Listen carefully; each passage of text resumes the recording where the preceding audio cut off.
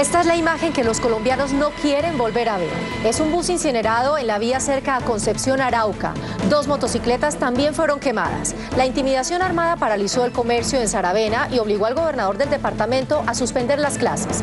Esta es solo una de las acciones que realizó la guerrilla del ELN durante el paro armado que adelantó desde el lunes en varios departamentos del oriente del país. En minutos, la reacción de los senadores a esta situación. Bienvenidos a NS Noticias. Estos son nuestros titulares. Mientras no libere a todos los secuestrados, no están las condiciones dadas para negociar con el ELN. Ultimátum de senadores de la Unidad Nacional al ELN. Los llaman a dejar las armas e iniciar un diálogo de paz. Continúan las quejas por mal servicio de energía eléctrica en la costa Caribe. Identificamos los 5 pecados capitales de la empresa prestadora. Se abre paso en el Senado referendo para prohibir la adopción a parejas del mismo sexo. Ahí está, vencedor de la vuelta. Mirá qué podio de lujo, Lo aplaude el chavito. Ante un año lleno de éxitos del deporte colombiano en el mundo, senadores piden que se aumente la inversión. Y tenemos que tomar la decisión de qué hacer. Si seguir o nos iban a matar a todos. Revelador testimonio del senador Antonio Navarro Wolf de su paso del M-19 a la vida civil.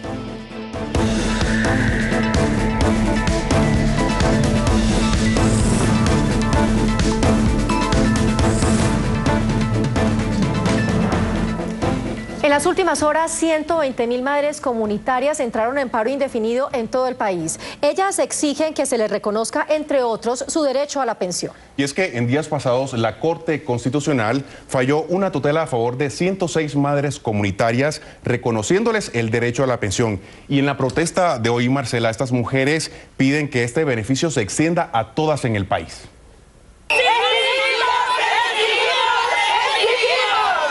De manera pacífica, las madres comunitarias se tomaron la Plaza de Bolívar para exigir su derecho a la pensión. Ya voy para 30 años, ya he perdido los dientes, ya me han salido canas, ya estoy cansada. Necesito que el gobierno ya se apiade de todas nuestras compañeras. Los niños los están cuidando los padres de familia que nos han apoyado, que han dicho váyanse y nosotros cuidamos los niños. El programa de madres comunitarias del ICBF existe desde 1986 y hoy cuenta con 120.000 trabajadoras. En todo el país las mujeres están en cada una de sus municipios y sus regiones exigiendo el cumplimiento de este fallo. De manera unánime, el Senado respalda la lucha de las madres comunitarias y respalda la decisión de la Corte y le solicita al presidente Juan Manuel Santos le dé cumplimiento irrestricto a la decisión de la Corte sin ningún tipo de dilación. Esperan que la Corte Constitucional y el gobierno se manifiesten sobre esas peticiones en los próximos días. El presidente del Senado y congresistas de la Unidad Nacional coincidieron en darle un ultimátum al ELN. O liberan a los secuestrados e inician un proceso de paz o se exponen a ser sometidos por la fuerza. La reacción fue en respuesta al paro armado que afectó a varias poblaciones del norte de Santander, Arauca y Casanare. El ELN debe dejar ser tan terco. La invitación es que dejen el secuestro, liberen a los niños y comiencen el proceso de paz. Son los mensajes que desde el Congreso de la República le envían a la guerrilla del ELN para hablar de paz. Libera a todos los secuestrados y nos accedemos, o el gobierno debería acceder a sentarse. Mientras esto no suceda, me parece que no se puede hacer un diálogo con el ELN. Si la respuesta del ELN a esa posición es seguir con los secuestros, seguir con la actividad ilegal, pues yo creo que se cierra la puerta a la negociación. Que el ELN debe considerar sentarse a dialogar con el gobierno y tener la voluntad y gestos de paz para hacerlo. Al mismo tiempo, enviaron un mensaje al gobierno nacional. Pues yo lo que espero es que la fuerza pública, representada en las fuerzas militares y la policía, arrecien la ofensiva contra el ELN para que el ELN, por las buenas o por las malas, entienda que tiene que entrar dentro de un proceso de paz. Que discutamos a través de las ideas, porque de lo contrario las fuerzas militares, el Estado colombiano tiene que arreciar a hacer cumplir la Constitución. El proceso está en fase exploratoria y existen países garantes para adelantar esta negociación, pero la guerrilla aún no cede en sus puntos y las partes no avanzan. Continúan las quejas de los usuarios de Electricaribe en la costa atlántica. Identificamos con algunos senadores los 5 pecados capitales en la prestación del servicio de energía eléctrica. Aquí están. 5. Haberse hurtado gran parte de la infraestructura del cableado de cobre para reemplazarlo por material de aluminio. Hecho que hace más deficiente la conducción de la energía. 4. No haber invertido en las redes de distribución a pesar de haber recibido más de 7 billones de pesos en subsidio en los últimos 10 años. Según las autoridades, no ha ejecutado a satisfacción las obras de ampliación y mejoramiento de redes contemplado en el Plan 5 Caribe. 3. Electricaribe tiene problemas para el trámite de quejas de los usuarios. Es la empresa más multada, tanto en el año 2015 y solo en el mes de agosto de este año lleva más de 5.000 millones de pesos en multa. 2. Cortes inesperados, los cuales no solamente perjudican a las familias de la costa caribe colombiana, sino también al sector productivo. Empresas que afrontan graves aprietos en sus plantas de producción. 1. El sistema de facturación es el más criticado por los usuarios.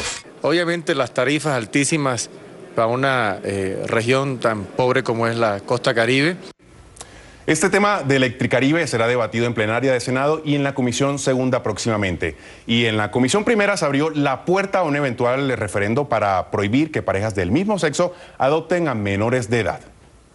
Con 10 votos a favor y 2 en contra, la iniciativa que llegó al Congreso con el apoyo de 1.740.000 firmas de colombianos fue aprobada en la Comisión Primera del Senado. El Congreso, como representante del pueblo, no podía cerrarle la puerta a esa solicitud del pueblo colombiano de que sea consultado para el tema de la adopción para los niños que no tienen familia. Creo en procedimientos democráticos y ese es uno de los procedimientos establecidos por ley.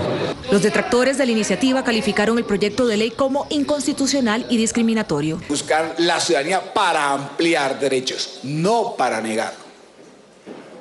Y ustedes están aquí creando un referendo para negar, repito, un derecho que además viene siendo ampliado mediante fallos de la Corte Constitucional. La iniciativa del referendo será discutida por la plenaria del Senado.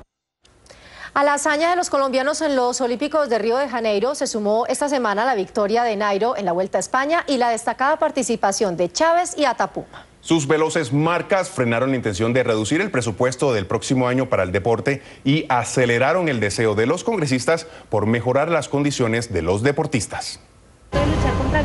Guillermo Santos practica el ciclismo casi todos los fines de semana. Mauricio Aguilar es un fiel jugador de squash. Arturo Char, aficionado al fútbol. Todos son senadores y tienen en común el amor al deporte y por eso saben que todavía se puede hacer mucho más. El deporte nos ha traído unas grandes satisfacciones, victorias, triunfos, pero yo creo que el Estado está en deuda con nuestros deportistas. Necesitamos cambiar un poco el enfoque que tenemos, coger a los niños desde muy pequeños y formarlos, impulsarlos.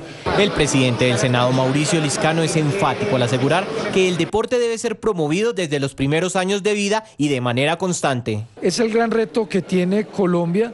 Y por supuesto lo importante es que los niños puedan empezar en escuelas y el gobierno y el Estado los pueda acompañar hasta que los vuelva medallistas olímpicos. En el Congreso señalan que para seguir cosechando éxitos se necesita una reforma a la ley del deporte. Esta misma ley implique adoptar unas políticas mucho más agresivas en lo que tiene que ver con una mayor participación de toda la población. Una oportunidad, por ejemplo, para que las fuentes de recursos del deporte no sean afectados y se establezca una obligación de aumento anual. Destacan que desde hace años el deporte dejó de ser la cenicienta del presupuesto, sin embargo los recursos aún son insuficientes. El deporte administra pobreza. Es absolutamente injusto que uno tenga que ver a un deportista con la totuma puesta, pidiendo casi que limosna. El reto es encontrar más Nairos, Marianas, Figueroas, Chávez y demás talentos que se encuentran entrenando en algún lugar a la espera de ser descubiertos para en un futuro dejar el nombre de Colombia en alto alrededor del mundo. Y precisamente los habitantes de Sagún en Córdoba se benefician de las inversiones en infraestructura deportiva. 300 niños y jóvenes se preparan en el recién inaugurado Estadio Armando Tuirán Paternina con el sueño de convertirse en futbolistas profesionales. En el municipio de Sagún, 500 jóvenes hacen parte de la Liga M. Un escenario deportivo para construir paz a través del fútbol. Es más fácil para un niño, para un joven, agarrar un balón y ponerse a jugar que meterse en líos como drogas o armas. Aprovechan positivamente el tiempo libre dedicándose a la práctica del fútbol. En el estadio Armando Tuirán Paternina, con disciplina y responsabilidad, se entrenan las futuras glorias del fútbol, jóvenes que le apuestan a meter goles de paz. Quien quita que nos salga un James Rodríguez, un Messi, un Falcao, un Teófilo. Para el senador Bernardo Miguel Elías, con estos escenarios se le arrebata 500 jóvenes a la violencia. Y nuestra juventud tendrá el espacio de esparcimiento, de espacio sano, para no tener tiempo de pensar en integrar filas de grupos armados, ni la droga. La Liga Eñe es semillero de campeones que construyen país. Aprobado en primer debate, proyecto que pone en cintura a industrias que manipulan sustancias que podrían ser peligrosas para la salud de los colombianos. A estudio, materiales con que se fabrican tejas, pisos, pinturas, entre otros. Con este proyecto, el Estado queda en la obligación de adelantar estudios en la población colombiana para determinar qué sustancia dañina para la salud se prohíbe en el entorno laboral de la industria colombiana. Para evitar el efecto nocivo basta la reglamentación. ¿En qué condiciones sería la reglamentación? O en casos extremos si hay que llegar a la prohibición. O sea que esto dice: tomen decisiones a partir del estudio. Cada año, el Ministerio de Salud rendirá un informe al Congreso para determinar mediante otra ley cuál sustancia queda prohibida. Es ahí la importancia del Ministerio, saber cuáles son las sustancias y materiales que son altamente tóxicos para la salud de los colombianos y que requieren de manera urgente estudios científicos basados en la evidencia. El proyecto ahora pasará a plenaria del Senado para convertirlo en ley de la República. Buscan castigar con penas de hasta 18 años de cárcel a personas o representantes de empresas que exploten minerales y recursos naturales sin los debidos permisos ni las mínimas normas de protección al ambiente. El proyecto de ley busca endurecer las penas y multas a quienes practiquen la minería sin permisos necesarios y para aquellos que además atenten contra el medio ambiente. Como consecuencia de la explotación de recursos podrán pagar de 2 hasta 18 años de cárcel. Esto para perseguir organizaciones delictivas que han ido camuflando sus capitales en la minería ilegal o la minería criminal. También se penaliza el uso indiscriminado de recursos naturales para la explotación minera, que contamina las fuentes de agua con vertimientos de mercurio y cianuro. Ilegal o la minería criminal, que no es un término bien utilizado, sino que es extracción ilícita de minerales con asocio de otras conductas punibles, como los grupos armados al margen de la ley. Con esto se le apuesta a poner un alto para controlar y luchar contra la minería ilegal. Y la otra cara de la moneda la representan los mineros artesanales. En Condoto, Chocó, las grandes máquinas de los ilegales amenazan el sustento de cientos de familias que vivían de esta práctica ancestral. Ellos piden con urgencia ser formalizados. Comprender la situación de los mineros y desde su vivencia buscar soluciones para lograr su formalización y mitigar el daño al medio ambiente fue el tema tratado en la audiencia pública. Por primera vez alcanzó a ver un foro como el que hubo hoy aquí. Y lo que se acordó, lo que se dijo, me parece de magnífica oportunidad para que las cosas cambien. En Condoto, antes de 1980, se practicaba la minería artesanal. Era un trabajo muy armónico, porque era entre vecinos, entre familiares. Con la llegada de las retroexcavadoras, las cosas cambiaron. Esos mineros ancestrales, tradicionales, se han convertido en lo que ahora llaman barequeros, que son los que van detrás de la retro para tratar de aprovechar un poco de material mineralizado. Uno de los grandes inconvenientes para trabajar legalmente la minería son los múltiples requisitos para la legalización y formalización de los títulos mineros. Que están arrancando al revés. Exigen el título para formalizar. No, tiene que ser al contrario. Hay que ayudar a las comunidades en un proceso de formalización que culmine en el título. Hay que cambiar esa lógica y quedamos en el compromiso de hacerlo. Y aquí hay unas tareas que se deben cumplir de restauración ecológica, social y económica. La audiencia finalizó con un compromiso de las entidades y autoridades locales y nacionales de hacer un acompañamiento integral a las comunidades mineras. Desde Condoto, Chocó, Ana María Sandoval, NS Noticias. En el exterior hay 500.000 colombianos víctimas de la violencia y el desplazamiento. La alarmante cifra fue revelada en el encuentro Víctimas, Paz y Posconflicto que se realizó en Ipiales, Nariño. La fronteriza ciudad de Ipiales fue el escenario para que más de 800 víctimas del conflicto armado del departamento de Nariño y algunas refugiadas en el exterior expusieran sus propuestas e inquietudes sobre el desarrollo de la ley de víctimas. Y por supuesto hacer una valoración de qué tanto el gobierno ha cumplido en todos los programas de rehabilitación, de restitución, de educación. Sí que necesitamos pensar, trabajar y esforzarnos para que la atención y la reparación integral a las víctimas nos conlleve a la superación de nuestro estado de vulnerabilidad. Las víctimas pidieron avanzar en una ley especial que les permita tener representación en las corporaciones públicas. Partiendo desde los consejos municipales, asambleas departamentales y Congreso de la República. Nos llevamos muchas propuestas, muchas inquietudes. Hemos avanzado mucho. Durante el foro se hizo una radiografía de las víctimas en el exterior. Según el senador Juan Manuel Galán, presidente de la comisión, en este tema hay mucho terreno por recuperar. Hay alrededor de 500.000 víctimas y no llegamos al 1% de esas víctimas registradas en el Registro Único Nacional de Víctimas para poderse beneficiar de la ley. La comisión realizará el próximo foro de encuentro de víctimas el 30 de septiembre en el departamento del Huila. Y espere en segundos el revelador testimonio del senador Antonio Navarro Wolf de su paso del M-19 a la vida civil. Y ahora un breve repaso a otras noticias de la agenda legislativa de la semana. Retos y soluciones para la industria petrolera en Colombia fue el conversatorio organizado por el senador Juan Diego Gómez. El evento contó con la participación de autoridades, Congreso y la industria. Se realizó en el Senado la 15ª Conferencia de Altos Estudios Legislativos CAEL. Esta vez se habló sobre la pérdida de investidura. El Senado se une a la marcha de la defensa por los animales. En el caso de Bogotá vamos a salir de la Plaza Santa María por la carrera séptima hasta la Plaza de Bolívar y vamos a estar haciendo todo un sinfín de actividades. La plenaria del Senado aprobó un proyecto de ley que busca que colombianos se puedan pensionar al cumplir 800 semanas de cotización. Continúan las campañas por el sí y por el no para el plebiscito del 2 de octubre. La recomendación es leer el texto del acuerdo. La campaña del no es una campaña espontánea de los ciudadanos, alejado de la clase politiquera. Invito a Colombia a que acompañen el 2 de octubre el sí, porque la paz nos beneficia. Quienes invitamos a votar por el no lo hacemos porque creemos que este acuerdo entre el gobierno Santos y la FARC es muy peligroso para el presente y el futuro de Colombia.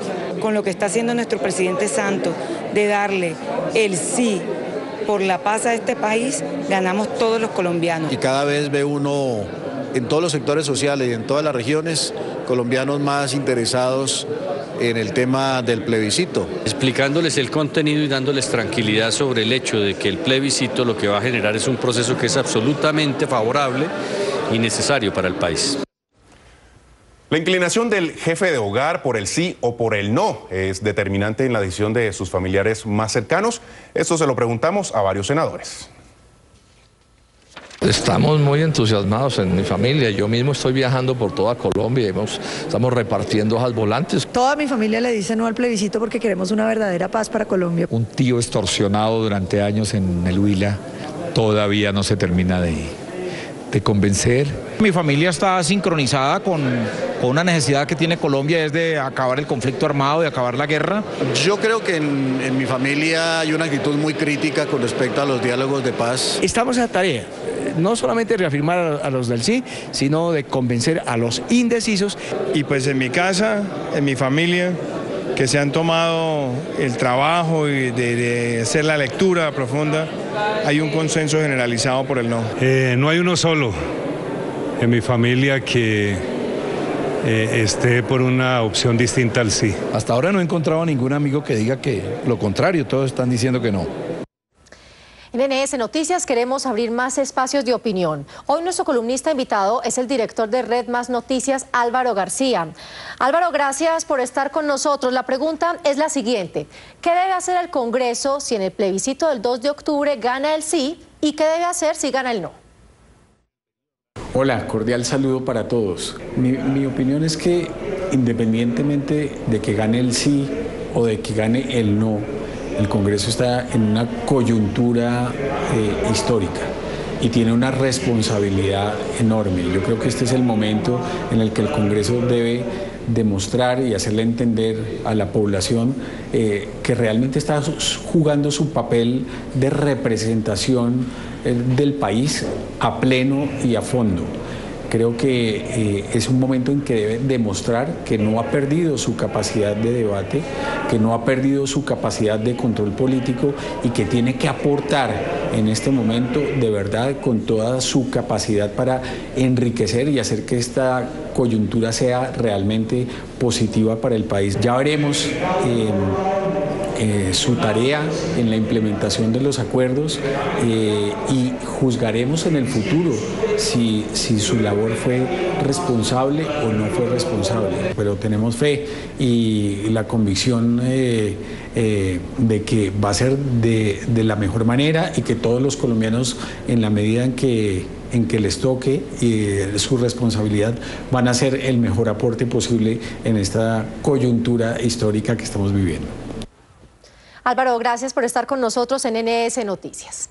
Los cerca de 10.000 guerrilleros de las FARC que se desmovilizarán tendrán que enfrentar situaciones que van desde aprender un oficio hasta soportar la intolerancia. Hablamos con el senador Antonio Navarro Wolf, exmilitante del M-19, quien se convirtió en ejemplo de reconciliación tras el desarme de ese grupo guerrillero y su reinserción a la vida civil. Han pasado 26 años desde la firma del acuerdo de paz entre el M-19 y el gobierno nacional. Y hoy el senador Antonio Navarro Wolf, es miembro de esa guerrilla, recuerda con emoción y nostalgia los momentos más significativos de esa transición. Se vino hacia nosotros un oficial del ejército con un vestido camuflado y le digo, yo me asusté, porque bueno, por 16 años habían sido nuestros contrincantes. Y dijimos, ¿por qué vendrá a ser este señor a ti? Y yo me asusté. Y él vino y nos dio la mano y nos dijo, bienvenidos a la democracia. Es un hecho que no se me olvida nunca. Asegura que para él volver a la vida civil no fue fácil. Mataron a Carlos Pizarro. Le dispararon en un avión que iba a Bogotá, a Barranquilla, cuando el avión iba en vuelo. Y teníamos que tomar la decisión de qué hacer. Si seguir o nos iban a matar a todos. Fue un momento muy difícil.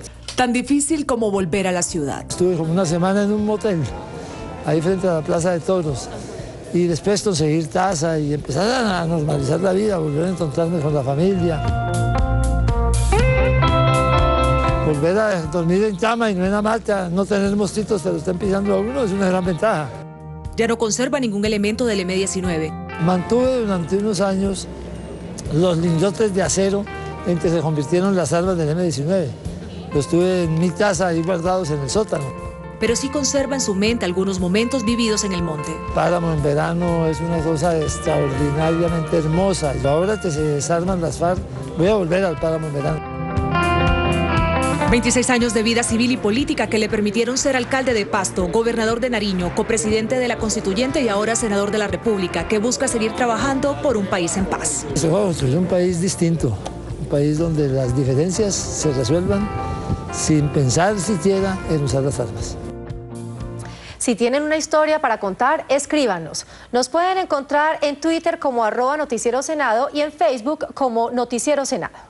Y si quieren interactuar con el presidente de la corporación, pueden hacerlo en @Mauricio Liscano y en la página web www.senado.gov.co.